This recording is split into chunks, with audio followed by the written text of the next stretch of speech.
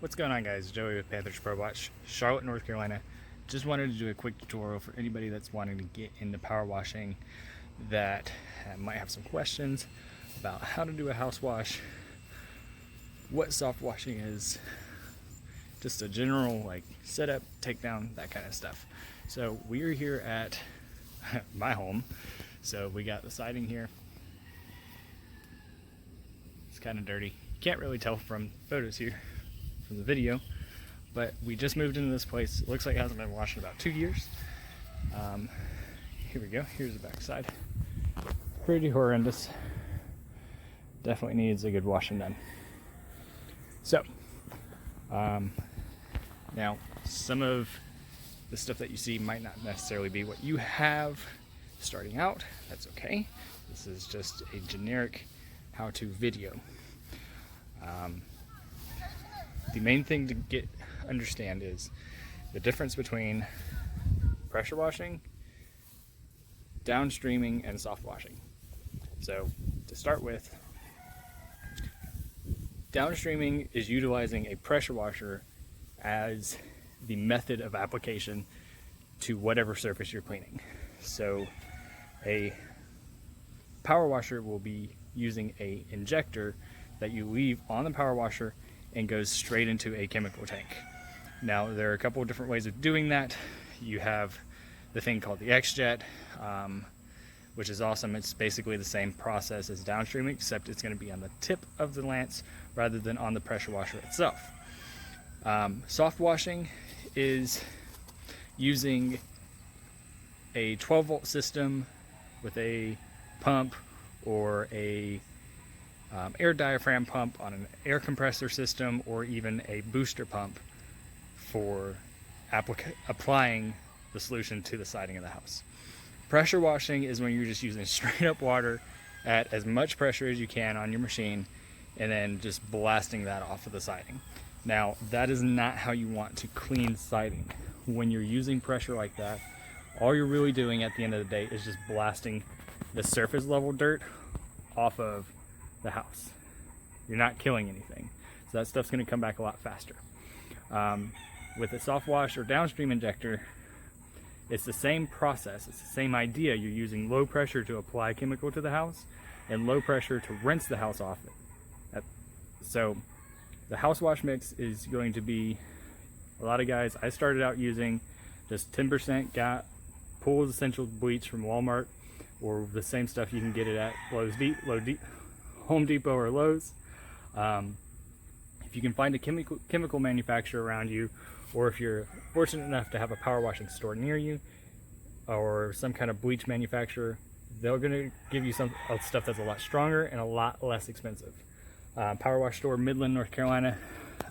Aaron Ritchie sells it for like, I think it's like $2 a gallon, and it's 12.5% bleach. So a bit stronger than the Pool Essential stuff that you can get at Walmart. So that's just the basic rundown. I hope that made sense as far as what the difference between the three are. It took me a long time to figure that out. So I'm going to go ahead and walk over to the van now and just kind of show you all the things that we got going on.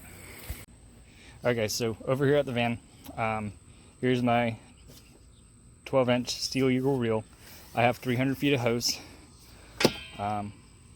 with a whip hose connected straight into it that runs down in here and into the pressure washer. So I'm not using a downstream injector. I use an X-Jet now. I like it a little bit better. If you did have a downstream injector, your downstream injector can go here, or it can go into the swivel of the reel if you have one. I think it's best to have it on the pressure washer right here though. It just seems to draw better when it's here. I had less problems when I used it right here. So figure it out, find out what you like best. That's the way I do it. So then, on bottom, you got water hose. This is the water line. Flexzilla runs all the way to the house with the water supply turned on. Over here in the back is just the face of the pressure washer. And then since I'm using XJet, I use this little canister here. Easier to carry around because the handle, this is 5 gallons. When I was doing downstreaming, I would fill this baby up with a batch mix of 3 gallons of bleach to 2 gallons of water, all the way up to 26 gallons total. And then I would just wash out of this all day. It was a lot more convenient. Didn't have to carry around a bucket all day, but the XJet, in my opinion, does a lot better job at mixing and applying. This here is the XJet. Basically the same thing as just a regular downstream injector. The only difference is it's got a twist nozzle on the end. This right here goes all the way down into a little filter that is completely fell apart. I left it in the bleach. Don't leave your filter in the bleach. And that just drops down into the tank there and then attaches to the end of the lance. A couple of things I wanted to go over here. So here's your lance with your trigger gun, right? Just got a short lance on it. I do have a much longer one, and I suggest you guys get a longer one if you don't have one. This here is a J-rod. So this is low rinse. The orifice on this is set to where if you are downstreaming, no soap will be drawn from this. This is low soap application. So wide span for lower stories. Orifice is set so that there will be soap drawn if you're downstreaming. Then these two are kind of redundant. Ideally you would have a high rinse, and then this is a high soap application nozzle. This right here is just a shooter tip.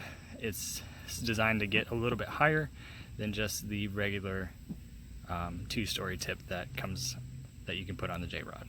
Nice thing about the J-rod is you can put whatever tips you want on here. They all roll out and you can customize it however you want. So do recommend this for anybody that's downstreaming. Then the XJet there. Another tip, cool thing to have is the ball valve. I use the ball valve to rinse. More importantly, having a ball valve allows you to cut the pressure off to the lance so that if you are needing to switch over to your surface cleaner to clean concrete, you can just swap in and out all day. Makes it easy. So, already got a little bit of water, some bleach mixed in here, so we're going to go ahead and just get started. Alright guys, so you can hear the pressure washer in the background. We're going to go and get started. So now you can see ball valve is off, on. So now we're ready to go. The general idea here is that you want to start at the bottom, work your way up.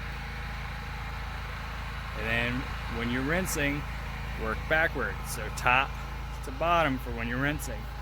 That'll make sure that you don't leave any streaks. And it's just generally better, in my opinion. That way you don't have to worry about where you've been or where you're going.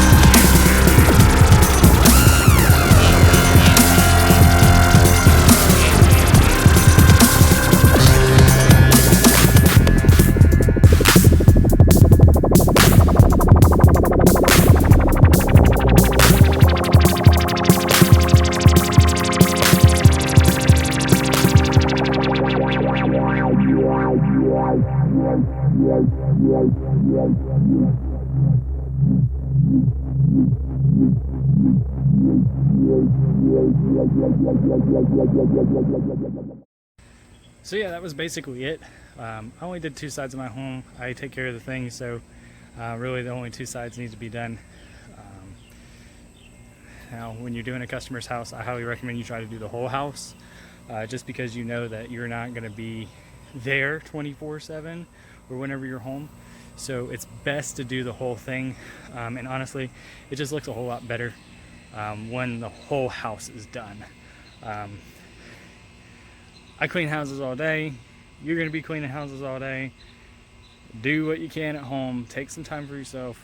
Don't work yourself to death. But enjoy washing. Enjoy being a business owner. Enjoy grinding and chopping wood all day, every single day. Because it doesn't get easier. It only gets harder. If you guys have any questions, feel free to hit me up. Leave a comment. Shoot me a message. Whatever. Have a great day.